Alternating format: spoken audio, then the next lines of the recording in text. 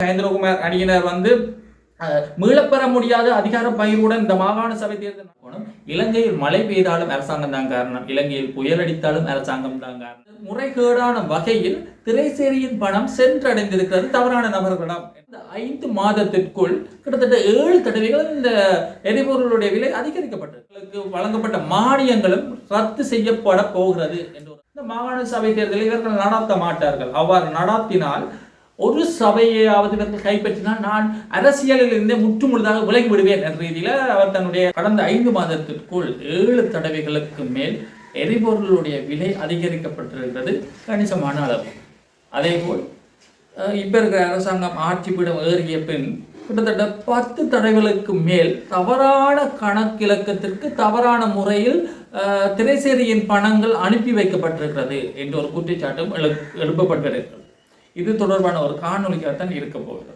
குறிப்பாக இப்போ நாட்டில் நடைபெறுகின்ற அந்த பொருளாதார பிரச்சனைக்கு காரணமாக மத்திய கிழக்கு நாடுகளில் ஏற்பட்ட யுத்தத்தை கூறினாலும் அதையும் தாண்டி சில காரணங்கள் இருப்பதாக முன்னைய அமைச்சர் அல்லது முன்னைய ஜனாதிபதி அவர்கள் தங்களுடைய கருத்துக்களை பதிவு செய்து வருகிறார்கள். இதன் அடிப்படையில் தான் ஜிஎல் பீரிஸ் அவர்கள் ஒரு முக்கியமான விடயத்தை தெரிவிக்கிறார். முன்னாள் அமைச்சர் ஜிஎல் பீரிஸ் அவர்கள் தான் தெரிவிக்கிறார். அவர் சொன்ன விடயங்கள், முக்கியமான விடயங்கள் என்னென்று பார்த்தால், கிட்டத்தட்ட 10 தடவைகளுக்கு மேல் தவறான கணக்கு இலக்கத்திற்கு அல்லது முறைகேடான வகையில் திரைசேரியின் பணம் சென்றடைந்திருக்கிறது தவறான நபர்களிடம் என்ற ஒரு குற்றச்சாட்டை முன்வைக்கிறார்.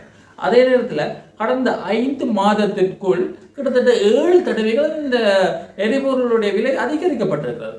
இனிவரும் காலங்களில் இந்த சர்வதேச நாணய நிதியத்துடன் செய்து கொண்ட ஒப்பந்தத்தின் அடிப்படையில் செப்டம்பர் மாதத்திற்கு முன் இந்த எரிபொருள் சார்ந்த விடயங்களுக்கு வழங்கப்பட்ட மானியங்களும் ரத்து செய்யப்பட போகிறது என்ற ஒரு அதிர்ச்சியூட்டும் விடயத்தை தான் அவர் தெரிவித்திருக்கிறார்.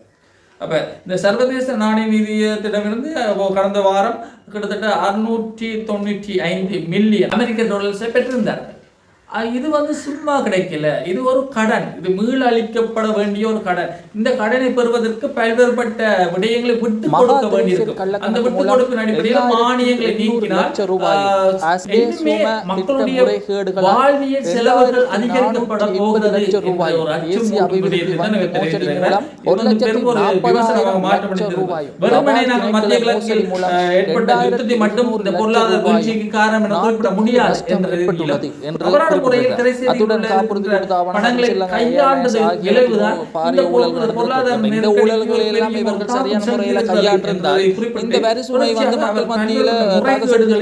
விலைவாசிகள் உயர்வுக்கும் திணிக்கப்பட்டிருக்கிறது. மறுபுறம் உலகில் வெறும் 25 எண்ணிக்கையில் மாத்திரமே தயாரிக்கப்படும் பிரித்தானிய அரச குடும்பத்தினரும் அரபு நாட்டு சேக்குகளும் மாத்திரம் பயன்படுத்துகின்ற அதிசொகுசு வாகனங்களும் ஹெலிகாப்டர்களும் இலங்கைக்கு இறக்குமதி செய்யப்பட்டிருக்கிறது. அப்போ இதெல்லாம் என்ன நடக்கிறது என்ற ரீதியில் அவர் தன்னுடைய கருத்தை பதிவு செஞ்சிருக்கிறார். யார் என்று பார்த்தால் முன்னாள் அமைச்சர் ஜிஎல் பீரிஸ் அவர்கள். அப்போ இந்த மோசடிகள் தான் காரணம் என்ற ரீதியில் அவர் தன்னுடைய கருத்துக்களை பதிவு செய்திருக்கிறார்.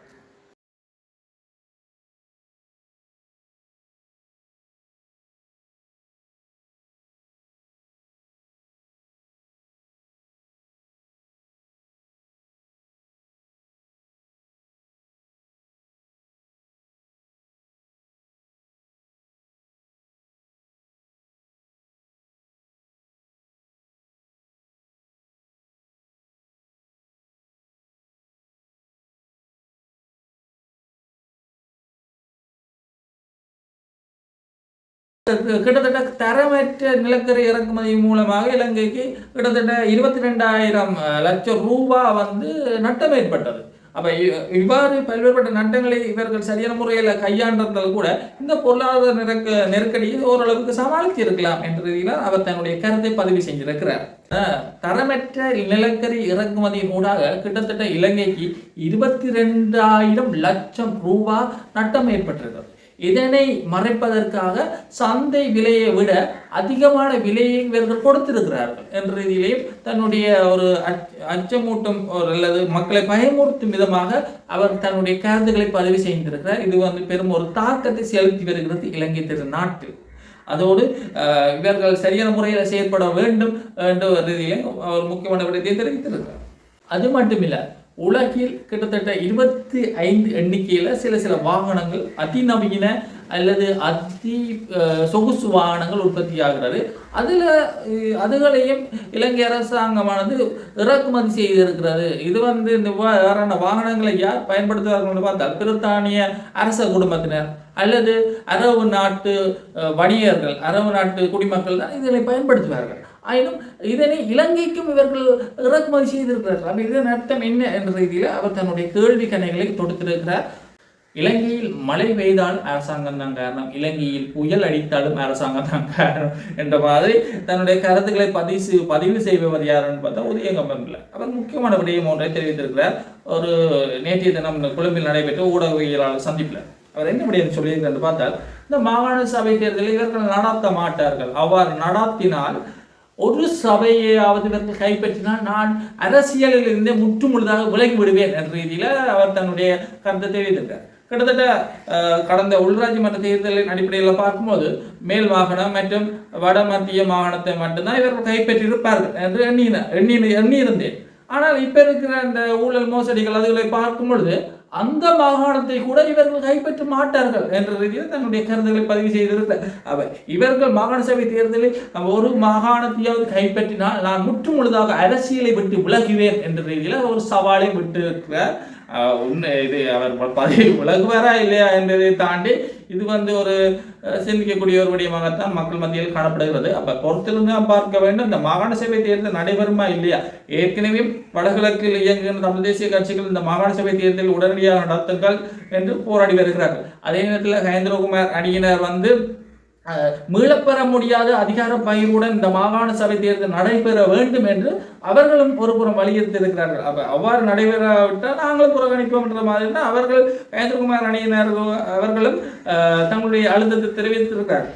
அண்மையில் கூட டில்பின் சில்வா அவர்கள் யாழ்ப்பாணத்தில் வைத்து ஒரு முக்கியமான விடயத்தை தெரிவித்தார். இந்த மாகாண சபை தேர்தல் தொடர்பாக இந்திய அரசாங்கம் எங்களுக்கு எந்தவித அழுத்தமும் தெரிவிக்கவில்லை என்ற ரீதியில் தன்னுடைய கருத்தை பதிவு செய்கிறார். இதற்கு பெரும் ஒரு எதிர்பார்க்கப்படுகிறது.